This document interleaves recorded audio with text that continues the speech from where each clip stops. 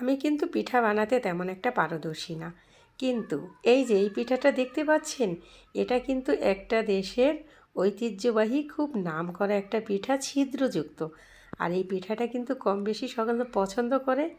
আর আমার যখন খেতে মন চায় তখন আমি এইভাবে চটজলদি বানিয়ে নিই। যখনই দেখি যে আমি ঘরে কোনো চিকেন অথবা গরুর গোশত ভুনা করেছি, তখন এই পিঠাটা চটজলদি একটু ঝাল ঝাল বানিয়ে নেই। কিন্তু এটা কিন্তু মিষ্টিও খাওয়া যায়। তো পিঠাটা বানানোর জন্য প্রথমে কি করেছি, 1 কাপ সুজির সাথে লবণ স্বাদ মতো আর 1 চামচ চিনি ফ্লেক্স, 1 কাপ পানি দিয়ে এখন মেখে রাখবো। আর যারা মিষ্টি খেতে চান মানে বাচ্চাদের জন্য, তখন কি করবেন, এখানে চিনিটা দিবেন। শুধু মানে আমি যে মরিচের গুঁড়োটা দিয়েছি, আপনারা এখানে দিয়ে দিবেন হচ্ছে গিয়ে চিনি।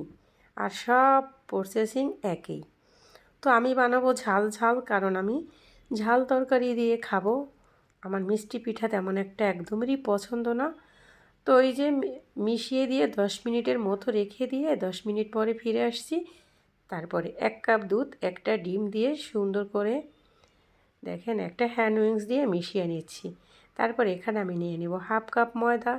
তো ময়দাটা একবারে দিব না, অর্ধেকটা পরিমাণ দিয়ে দিয়েছি। তারপরে আবার অর্ধেকটা পরিমাণ দিয়ে দিব। তো দিয়ে এই পর্যায়ে দেখেন আমি কি করে হ্যান্ড উইংস দিয়ে একদম সুন্দর করে একটু সময় নিয়ে মিশিয়ে নিতে হবে। এটা যতটা ভালো মেশাবেন পিঠাটা কিন্তু তত ভালো হবে।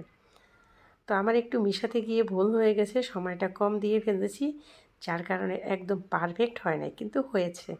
এই যে দেখেন একদম ছিদ্রযুক্ত, মানে এটা হচ্ছে কোথাকার, নোয়াখালীর ঐতিহ্যবাহী ছিদ্রযুক্ত কি পিঠা জানি নাম কয় এটাকে। তো যাই হোক, এটা বানিয়ে নিয়ে চটজলদি গরুর গোশের সাথে কিন্তু অনেক টেস্টি হয়। আর হাজবেন্ডের মন জয় করে নেওয়া যায় ঠিক 2 মিনিটে। খুবই টেস্টি একটা পিঠা। তো এখানে আমি দিয়ে একদম একটা সাইড না হওয়া পর্যন্ত, মানে মোটামুটি একটা সাইড, মানে এই সাইডটা হয়ে যাবে আর আমি উঠিয়ে নেব।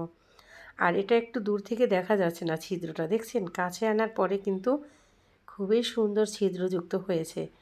আর এইটা খেতে অসাধারণ লাগে, মুরগি হোক গরু হোক যেটাই হোক। মানে এই টাইপের বানিয়ে নিয়ে আপনারা যে কোনো মাংসের সাথেই খেতে পারেন। আর যদি বাচ্চারা খায় ওদের জন্য আমি যেখানে মরিচ গুঁড়ো দিয়েছি ওখানে শুধু চিনিটা দিবেন পছন্দ মতো, আপনারা যেভাবে মিষ্টিটা খেতে পছন্দ করেন। এই যে দেখেন একে একে আমার সব ভেজে নেওয়া শেষ। আর কত সুন্দর! আর এটা আমি খেয়ে নেবো কিন্তু এখন গরুর গোশের সাথে। তো দুপুরে আমি গরুর গোশ ভুনা করে রেখেছি, সেটা দিয়ে এখন খেয়ে নেব। আর আমার মিষ্টি খাবার পছন্দ না, তো মিষ্টি তেমন একটা খাই না। এই যে গরুর গোশের সাথে খেয়ে নিয়েছি। যাদের যেটা দিয়ে খেতে মন চায়, কিন্তু বানানোর প্রসেসিংটা কিন্তু একই। খোদা হাফেজ।